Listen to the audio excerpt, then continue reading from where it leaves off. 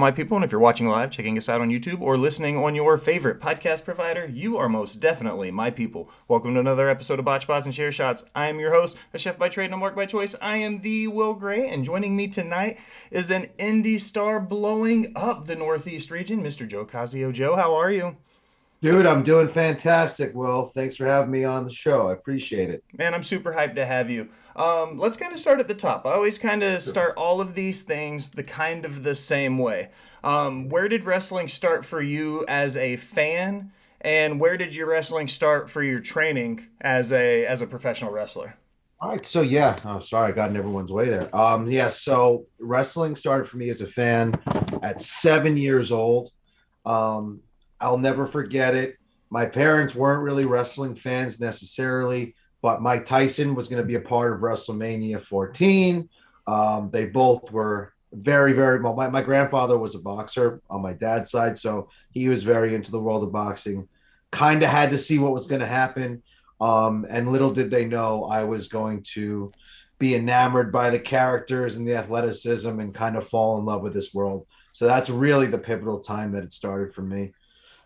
And then, so, I always wanted to do it, but I didn't grow up. I was actually I was overweight as a child. And I wasn't very athletic. It didn't look like that's where my life was going. It looked like it was going to be quite the opposite.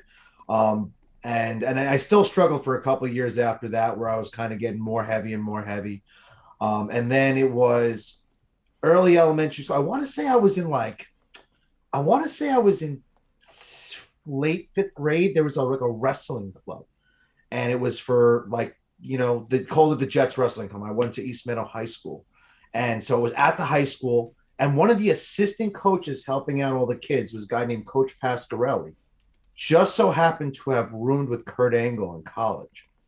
And that conversation about Kurt Angle's work ethic, and I told him I wanted to do pro wrestling, and he goes, "Well, it starts here." And he's like, if you have the same work ethic as him, you can do anything you want. And that's when I started my physical transformation. Um, Nice. yeah, man, it was awesome. This leads to so I got in better shape, and then when I was 16 and got into my first wrestling school, um, I met an independent wrestler named Javier. He's been retired for some time now, but his origins kind of came from NYWC and Mikey Whipwreck's training, and that's what he was still involved at the time. And so I got myself involved in NYWC, and that was back in 2011. So that was the start of my journey. So, are you originally from the New York area then? Yeah, born and raised in Long Island, in East Meadow, New Nice. York. Yeah, Um, man. Being raised up there, having the exposure in such a huge WWE territory, did you see a lot of other wrestling as a kid being that far north? Did you get any TNAs? Uh, I guess that would have been a little bit early for TNA. Were you exposed to anything outside of WWE world, I guess, at that point in the 90s? Yeah, so I was once I got hooked on WWE, I got fully invested in pro wrestling. Period. So I started watching WCW. I was a little young to be watching ECW, but I had an older cousin who was a wrestling fan. Once he found out I was, and I would watch ECW with him. I was just fully encompassed in everything. Um, and I actually really, to be honest with you, even though I'll say at heart I was a WWE guy, I started really liking WCW, and I started really liking it towards the end too, which is so weird. Like I was completely in 2000 when I really, looking back, I have no idea what I was into, but yeah, no, I was fully encompassed in all of it. Yeah, man. So let's talk about when you first started training then. You said 2011. What was Yeah. the training regiment like when you first got into the school, got into a program? What was that adjustment period like for you? Well, I guess to backtrack a little bit, before I had actually stepped into a wrestling school, that independent wrestler I told you about, Javier, was connected to a couple other guys who didn't wrestle anymore, but still would get together and hang out, and they happened to have a ring. So I actually learned kind of the basics of chain wrestling and bumping and running the ropes through them. So when I went to, but I kept my mouth shut when I went to the school. So I'm like, oh yeah, I kind of know, and I knew a lot of the fundamentals. But here's what I really liked about NYWC and to put over their training from an early age. Even though they knew that I kind of knew what I was doing in some areas, it was still the respect of you start outside the ring. you tie up and you tie up and you tie up until that's like perfect, until it's second nature. And if there's any tweaks that they had to give me, those tweaks happen. Then you learn how to do a headlock, so on and so forth. So all those basic chain wrestling movements and everything that you can do outside of the ring, we did. And then a couple of months in, we were allowed inside the ring, run the ropes, bumped. Even though Mikey Whipwreck was still involved, he wasn't doing much. I think I worked with him twice, and I doubt he even remembers. Even though he said good things about me then, which I'll always keep in my heart.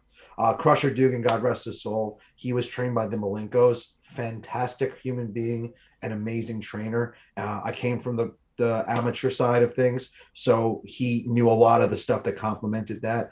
And John Curse also, who was an owner, and he was trained by Taz. He was another guy who was instrumental. And then finally, before he had parted ways, I got to work with Pat Buck a lot as well. And he's went on to do incredible things, working as a producer, and he's also a co-owner of Creative Pro. So when he basically came back to New York from being in OVW, I got to work with him extensively and pick his brain. And I give him a lot of credit for really giving me that knowledge. So those are really my primary trainers, besides having Tony Nese and Alex Reynolds and Papa Don and just incredible veterans at the time, who a lot of them are on TV now. They were, and John Silver, I grew up with John Silver. So all those dudes were all collectively grooming me and teaching me different things as time went on. When you work with so many names, you just rattled off a ton. When you have a Yeah. chance to work with so many great workers in the ring, how much of that do you just be a sponge and just absorb as much information from those guys as you can?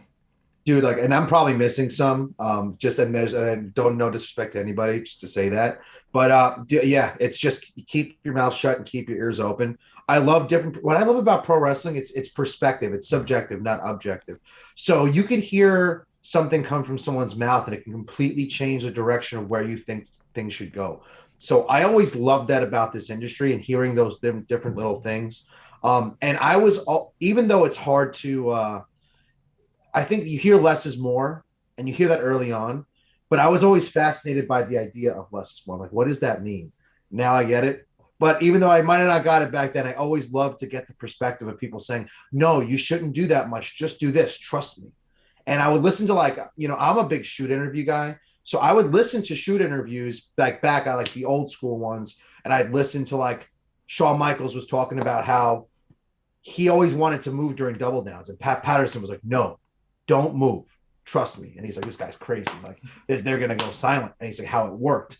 So I don't know, something picking that up early on. I kind of applied that to all the things that I would hear from everybody else. Like, hey, I might not feel like this is correct, and it's going to feel uncomfortable, but there's a reason that person's telling me this. And then to segue a little bit, so from NYWC, I wound up going out to Jersey for Ace Pro Wrestling. That was my really big second home. Also, Warriors of Wrestling, I'll get into. But the reason that Ace is so important is Mike Morgan saw a lot of potential in me at the time, and he had me work with Jay Lethal. I worked in a 2-match program with him, and that's when I was only a couple of years in. I remember I'm like, wow, I can't even drink alcohol, but I can work with Jay Lethal. That's cool. Um, and he was just he's so fluid, and he's still just, it's crazy. It's like he didn't age, because he's just still such a freak athlete to this day. But getting to work in there with him, his tempo, his pace, and then also working main event style matches at that age and being able to hang, I learned so much. I mean, I can't, to this day, I just can't say enough how working with him in front of those kind of crowds, in main event situations, was just pivotal to where my career would go from there. So, as a question for you, from when you first started training to where you're at now as a trainer, I've heard somebody say that the collar and elbow is kind of the once upon a time to every story told in a ring, right? Do you Yeah. feel now where you're at, it's still the most important move in every wrestling match? Well, like, yeah. So the idea is it's the first thing that anybody sees physically, right? So if you're an audience member and you're sitting in the crowd and it's the first time you're seeing me, and the first thing you see is a tie up and it looks like crap, I almost feel like it's like first impressions are first impressions are only one. So if that doesn't go well, maybe you can win them back. But I feel like you just gave yourself a losing effort to a new audience. To answer your question in a different way, I started to become much more cognizant of the idea that every movement matters. And that means every step you take from the time you leave the back area to you get in the ring. So whatever you do first, whatever it is, it needs to matter. There should be no punches that are just thrown to throw a punch, or a kick just to throw a kick, or a look just to look.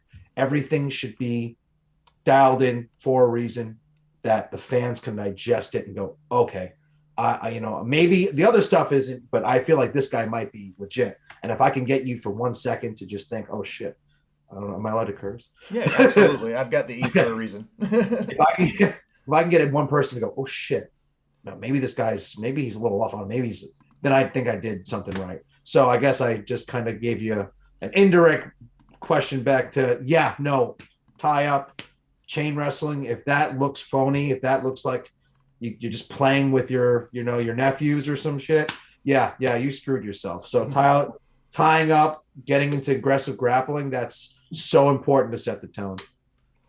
You've brought him up once before. You've spent quite a bit of time throughout your career with Warriors of Wrestling. Yeah, Let's talk about the promotion for a little bit. What's your time been like with them? man. I mean, it's been a long history. I mean, I got in there basically like the same year I debuted. Um, we had our ups and downs. I think every person who works for Warriors probably has their ups and downs. But they're consistent, and that's what I like about them. They have their set audience, and what's nice about having a set audience, that there's a routine, there's like a recurring fan base. I guess that's what I was looking for, is that you could see how they're reacting to you as you evolve. So it's like practice for that consistent fan base you'll have in something, when you have TV behind you. So I feel like you can play a little bit more of your main programs, because they always focus on the storytelling aspect, especially of their main event programs. So and even as a tag team, I remember I started as a tag team with Jason Cross. We were team Torment. That was my big first storyline there in the tag division. And I never really wanted to be a tag wrestler. I wasn't sure, but I really liked Jay. And we really found a groove there. And I started to really love and appreciate tag wrestling. And that was all because of the stuff they did. We worked a lot with Follow Bob back then, the guy named Harley. And it was like a long program. It was like they made the tag titles feel like it meant something, which was really cool. And then I got the main event program was great. I did this awesome thing, and it's cool because it was my idea and he listened. And that's another thing I give Joe a lot of credit for, is he listens to his talent. They were doing a lot of repetitive stuff with the heavyweight title. It was kind of going back to the same guy, and it was like a repetitive story. And we were in this group. It was called the Syndicate. And I remember there was a fatal four-way match where it was the guy Abdul Nasir, who was the leader. Jason and I were in the group as a tag team, and then we had the champion, Chris Steeler. And I made a joke, but I'm like, it kind of wasn't a joke. I'm like, yo, kind of cool. I'm like, what if Cross and I just decide to double cross Nasir, and we both pin Steeler at the same time, and we both become heavyweight champion? And the idea is we won't defend it unless it's a handicap match. And it's like, I'm like, this would be kind of fun. I'm like, it'd be cool. It's like, we kind of take over. And then Joey goes, yo, I heard your idea. I love it. I'm like, yeah. I was like, yeah, it sounds fun. I'm like, all right, let's do it. And that angle was like one of the best and most memorable angles really of all time in their place. And that was 2014. I remember we wrestled Abyss, which was so freaking cool. He's the nicest guy and he is the man. And we did different ways to get around it. And I remember the when we finally lost the championship, my idea behind the whole thing is an underdog babyface has to beat us that nobody expects. We'll go through everybody, and hopefully it'll make that person their next star. And it did. So that was really awesome. But then I had a hiatus from the company after that. There was a disagreement with Joey and I. I didn't really handle it right. Like I wanted the reign to end a certain way, and I wanted to do certain things after. And I kind of forgot for a second that it's his company, not mine. And so I just, took my time. I exited, and that's when I got involved with FTW, and that wound up being another really, really promising time in my career. When people hear FTW, the first thing that comes to mind is Taz, and I know it's not the Yeah, same thing. it is So not the same when you thing. think about Fight the World, um, let's talk about FTW then. Let's move into that conversation with them and what that point in your career was like. Now that you've been on the indie scene for a little while and you've had a chance to break out and you've moved promotions a little bit, Yep. and here Well, we are now. so the way that all went down is so I had during the time with Warriors, I was building a reputation for myself, and I was also getting in better and better shape. I remember I let go a little bit in 2014. I said I was bulking, but really I was just eating way too much. And I noticed it in a picture, and I'm like, all right, it's time to crack down. So I started to really get lean. I lost like 20 pounds. And this is so that last match I had before I exited Warriors, I was in phenomenal shape. And guy Brian Idol was kind of taking, he had his eyes on me for a while. I had known him from earlier. We always had a good relationship. And their Dragon Gate USA was in town. And he hits me up. He's like, hey, bud, listen. He goes, I kind of heard what's going on. I think you're good. I think you can do really good if you did the tryout here. He's like, it usually costs this, but he's like, I want to show you good faith. I'm not going to charge you a dime. Come in and do the tryout. I'm like, yeah. That doesn't usually happen in wrestling. Usually somebody's looking for money. And I'm like, well, that's nice of you. All right, let me go do it. And I went in, I did the tryout match. It went pretty damn well. I remember I got introduced to Gabe Sapolsky that night. I talked to Rich Swan that night. I talked to quite a few guys in that locker room, and there was a certain amount of camaraderie there. And they all thought hey, you did good. I feel like you belong here. So that was really awesome. So from that point, what was happening is the FTW here in New York, Brian Idol's promotion, had a working relationship with Evolve, Dragon Gate, everybody that was under the WWN umbrella at the time. So I didn't go directly to doing those shows though. I started doing the pre shows, and I started working for FTW full time at that point.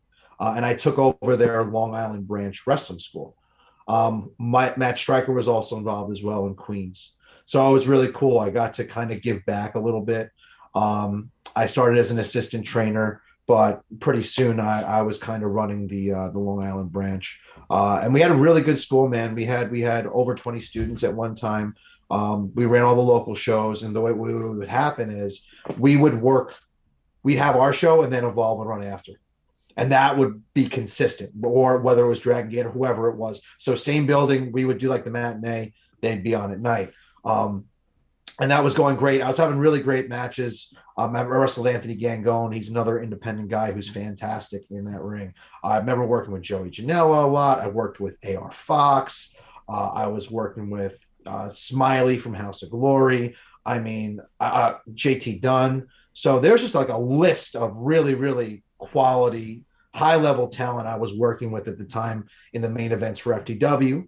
And then I remember finally 2016 roll around, um, is when Speedball Mike Bailey got lost his work visa, and he was in Canada, and they needed a replacement on the show for Evolve, and they're looking around, and Gabe's like, "Yo." At the time I worked as Jack Gallo. I recently changed my ring name. And he's like, Gallo, tonight's your night. I'm like, tonight's the night? Yeah. So I worked with Ethan Page. I remember we had 4 minutes, which isn't a whole hell of a lot of time. And it's my first time. I don't know what he's going to say. And, for all he can be like, hey, bro, I'm just going to do this, this, and this, and that's it. But he's like, hey, he was really cool, really nice guy. He's like, was there anything you can do? I'm like, yeah, I can do a really good German in the knee. He goes, all right, let's make sure the German in the knee happened. Cool. So, and I remember William Regal was there watching, scouting. So pressure's on. But I went out there and it went really, really well. Some people in the fans, they knew who I was. So I got a nice reaction. Um, the German, the knee, real good. Finish went well. Remember when I got back, Gabe said, "Great job." All the wrestlers like, dude, like again, like you hit it, great job.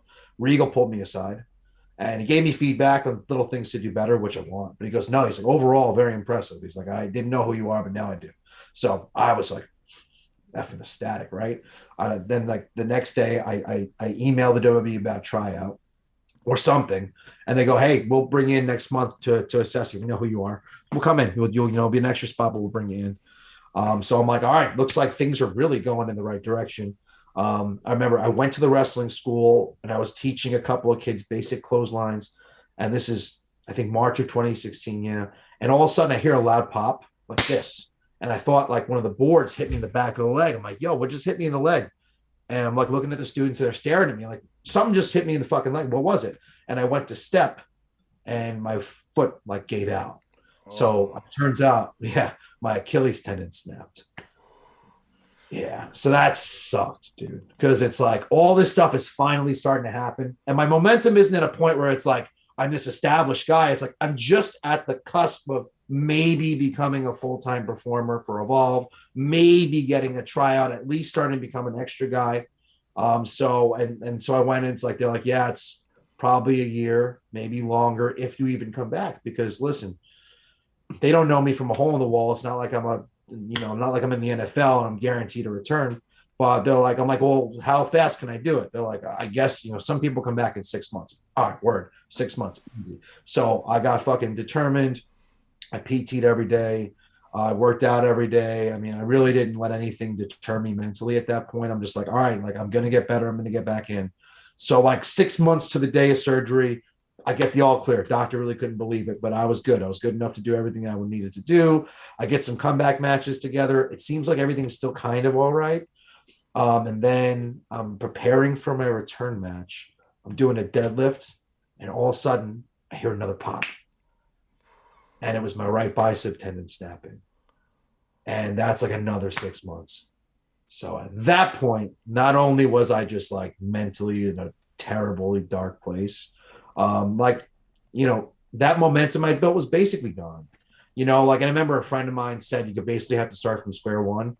And he said it in a way like I thought, like, I'm like, nah, you're no, of course not. That's not true. Like, I'll be fine. I'll come back. Everyone. And he was right. Like, it just like, like things had moved on. The WWN had to move on with their stuff. You know, he didn't even. I came back in great shape, but like, and also like, I don't know, man. I also wasn't. I feel like even though I came back in 2017. So it was basically like a year and a couple of months. But yeah, just I wasn't the same. I don't think I was all there mentally. I think it was the first time in my whole life that I was like, I never had a plan B, or I never even predicted to do anything else because I'm like, oh, I'm determined. I can do this. Like, why wouldn't I be able to? I never thought of, well, what happens if something physically takes me out and I actually can't do it? If I'm like, God forbid, I'm paralyzed, or I get an injury that I can't get in the ring, then what do I do? That never hit me until these injuries. So I kind of veered off the path a little bit. The part of the reason I wanted to be a wrestler wasn't just for my own sake. It was, like I said, I was an overweight kid and I used it as an escape. And I always wanted to do it also, just in case there's a kid out there like me to see my old pictures and be like, man, if that guy did it, I can do it too. So I wanted to help people. So the only other area in life that I found that same kind of passion was fitness. I'm like, all right, I could still help people. I could still use my story and share that as a vessel to help them accomplish their goals. And so I took that more seriously. I had worked part-time as a trainer. I became a manager for a big franchise gym. And this was just taking time away from the ring. I was still doing it, but like doing it to say I did it here and there, as opposed to I'm trying to get a contract. Um, I got all the way to the point I have my own business now, which I still run, which is doing amazing. But 2019 rolls around. So I'm basically done. I'm like, okay, let me give you one more story. Sorry. I know it's a lot. No, no worries. I love this. Uh, That's why that makes my job way easier. it makes your job easier. So I'm basically in and out. I finally had gotten another opportunity with WWN. It was in 2018, and it was another last minute deal. So I had done an FTW show. It went well. This was the day before. It was a Saturday. And then Sal came up, who was a partner, and goes, hey, man, tomorrow I can put you on if you can be there. And I just got a cut under my eye. So I had to go to the hospital that night and get stitches. But I'm like, oh, I have to work. He's like, yeah, just if you can be there, just let me know ASAP. And like, getting coverage on Sunday for my old job was like borderline, like it was on borderline impossible. And I really couldn't afford to lose my job. So like I had to like have a long talk with my supervisor, who was a friend. And I'm like, man, please, like, I know this is kind of against company standards. Can we call somebody from another studio? And like, he pulled strings, and he even got in trouble with our boss to get me off. but I got off. And I assumed it was in the same building we were in. It was in La Boom in Queens. I thought the Sunday show was also in La Boom in Queens. So I went, I got stitches. I'm like, I'm going to get to the building early. I'm not going to mess this up. I finally got my foot back in the door, right? And I get back to La Boom and there's nobody there. I'm like, it turns out the show was in Brooklyn. And I'm like, my heart sank. And I just knew, I'm like, I should go home. Like, this isn't going to go well. Like, I screwed myself. Like, or whatever. Like, this isn't meant to be. And I remember I talked to Brian. He's like, dude, just go. He's like, just go, whatever. He's like, just trust me, just go. I'm like, all right. So I get there and Gabe is like, I see Gabe. He's looking at me disappointed. Like, he's like, oh, you still want to wrestle? I'm like, yeah, I'm so sorry. But like, it doesn't matter. Like, I get it. If I was him, I'd be like, oh, well, you're late, whatever, man. And I got given the match and I was already like not happy. And I had the match and it just wasn't very good. Like, it wasn't bad, but uh, it wasn't great. And it was me. Like, I was off. So I knew it. And I'm like, all right, like, they're not going to invite me back. And that's kind of when I was just like, I drove home that night. I remember I was thinking about my family. I'm like, I just want to go see my parents. Like, I was just so like, I wanted to, and I remember I'm like, all those thoughts came to mind. Like, I could get hurt and never do this again. I gave my whole life to this industry, and what's the point? Like, I'm happy. I was with, I had a beautiful girlfriend who's now my fiance. I'm like, I have my business now. Like, I don't need this anymore. Like, it's all right. Like, I overcame childhood obesity. I'm in a good place in life. Maybe God's just telling me, that's it. Like, you've done a lot. I did do a lot. I wrestled in City Field up to that point, which was awesome. I got in the foot in the door with Evolve. I had wrestled like legends I never thought I would, and I was pretty content. So I think I'm done. And then Jason Cross, right? Jason Carrion, he ties into this. So he had stopped wrestling way before me. All of a sudden, he calls me in 2019. He wants to start teaming again. And I'm like, bro, I don't know. I'm like, just decided like last year I'm done. He's like, come on, man, it'll be fun. Like, oh, all right, fine, let's do one. And then like one turned into two to three to four. And I was back, man. It was cool. Built up, and then he had, so it was going well. And then the pandemic hit, and then he stopped wrestling, and then it got back to square one again, which was cool. So now into 2022, we're kind of where we're at. You've been doing a little bit of motivational speaking, Yeah. kind of talking some anti-bullying stuff, kind of going through your experiences, coming back from injury. Let's talk about that for a second now, like the motivational side of things. What's going on with you in 2022? Yeah, so it all ties into I started using my real name in 2020 when I decided I'm going to be a singles act again, and I'm going to continue doing this. And the whole gimmick was I'm the life changing Joe Ocasio. I'm an influencer, a motivational speaker, but in the pro wrestling world, I'm just secretly a villain who's kind of manipulating everybody as a as a cult leader to get ahead. But that tied into what I was really doing. I have my online platform for fitness to help influence people and give them motivation. And then I had met the person who runs TED Talks in Long Island, George Angelopoulos, and he told me in 2021 we had our first talk. He's like, "Hey man, I don't know if TED's the right platform for your story, but I'm starting something. I might have something for you later on." And it turns out he started his own speak organization called Speak. And I got to go on stage last week for the first time and kind of speak my truth. And it was basically a version of the story I just gave you about my career, but it was to an audience that doesn't know much about wrestling. But it was really just to give them the insight of what it's like in that kind of industry and the ups and downs that somebody, an athlete, an entertainer goes through. And just, really sharing my story and what my purpose was. And it went really, really, really well. Because of the cool part about doing that story was so tying it back into wrestling and everything I just gave you. This year, 2022 was really great to me. I worked for AEW, which was awesome. I did 2 shows with them. And then I got brought in for NWA, and they contacted me, which was amazing because I've always wanted to work there. But the one thing I never did because I got hurt and I didn't really pursue it when I got back is I never worked for WWE at all. I wasn't an extra. I didn't get my tryout. I didn't do anything. And so I had reached out to them before George asked me to do that speak talk, um, about doing, just something. And then they got back to me about November 18th. They had an opening. I'm like, hell, I'm in. Let's do it. George reached out for that speak talk, which wound up being on November 17th. So I'm like, hey, George, wouldn't it be cool if I end the talk with, I never had that one childhood goal of wrestling for WWE. That is until tomorrow. When I work for WWE for the first time, he's like, dude, that's perfect. So that like mic drop moment at the end, like really, like it was a huge, like it was just like wrestling. Like you got the huge ovation. I'm like, I like this talking thing, man. I don't have to beat my body up. I don't have to sweat so much. And I got the huge ovation. It turns out that there's a guy that had heard of me through this talk. He's the executive director of the Long Island Coalition Against Bullying, and he wants to meet with me this week about working with some of the bullied kids, doing some talks. And I'm in the process of, this is the details are still being worked out. Maybe by the time this is out there, it will have been. But I'm getting a shirt made.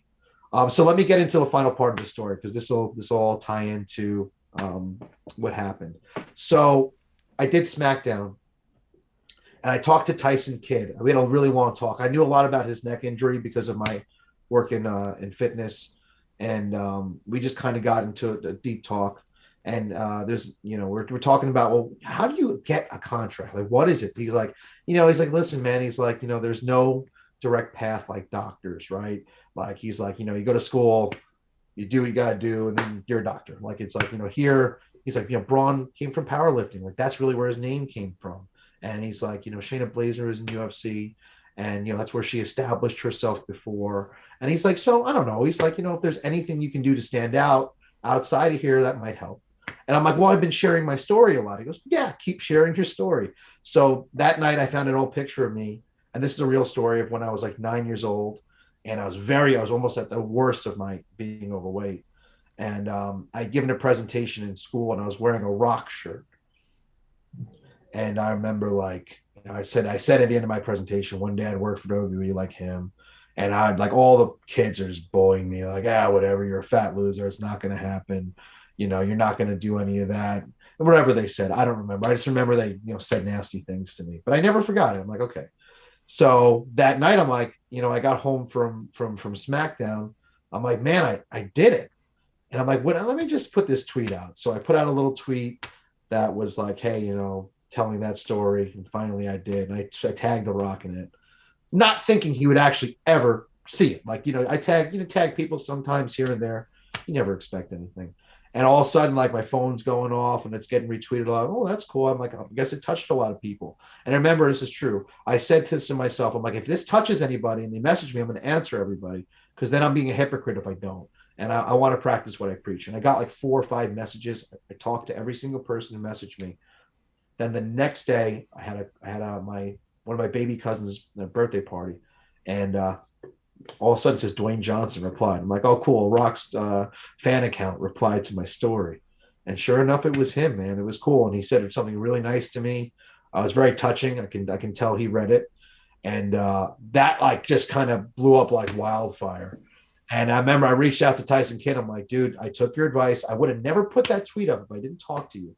And, something that, just a little piece of advice about trying to stand out. And it really was just unbelievable. Just the amount of just support, love, just the really beautiful things people said.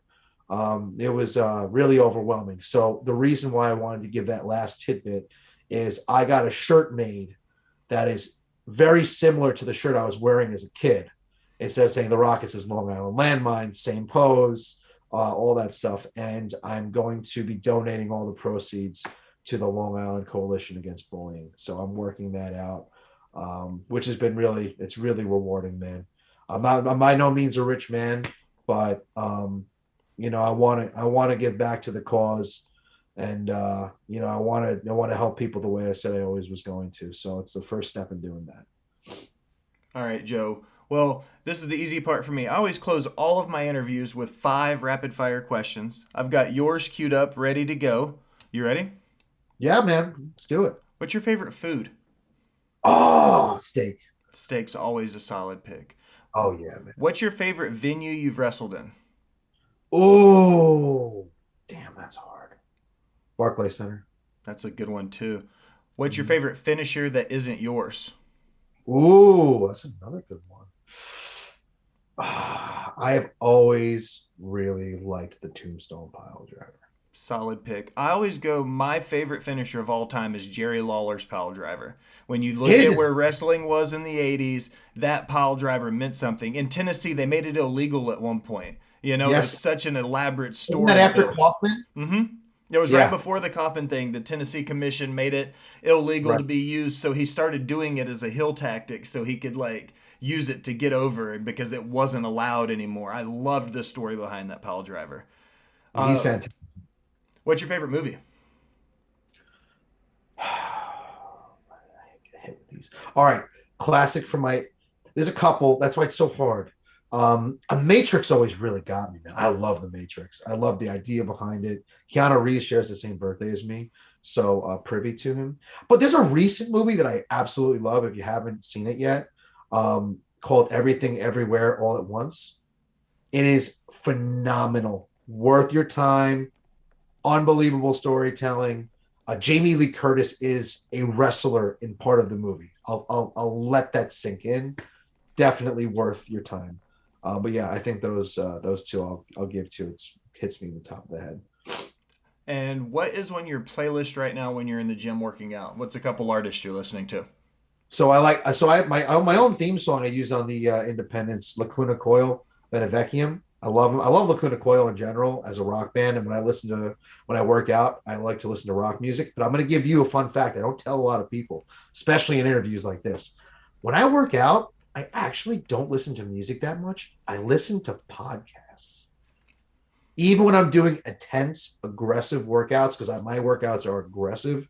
I'll listen to like 83 weeks while I'm on the assault bike, Mm-hmm. or I listen to all of them. My World. I love the Kurt Angle show. Um, I now I'm gonna have to put Botched spots and chair shots on it too. But yeah, no, I love listening to podcasts and just hearing stuff about wrestling while I'm going. I guess it's the trigger that this is what I'm doing it for. So yeah, Absolutely, I get that. yeah. All right, Joe, this is my favorite part of the episode because I don't have to say anything. I just get to let you plug your stuff, tell everybody to find you, where your socials are, and if you've got anything coming up pertinent. Yeah, man. So Joe double underscore Ocasio is where you'll find me on Twitter and on Instagram. I think I'm on TikTok now. I want to make sure I got the right tag for that. I'm not so great with the TikTok just yet. Yeah, it's still Joe double underscore Ocasio. So you can find me there. I do have some stuff coming up. So this Saturday, I'm wrestling for Warriors of Wrestling, December 3rd. It's their 15-year anniversary show. And I am going to be in the ring with the owner, Joe Bellini. I'm finally going to put him out of his misery.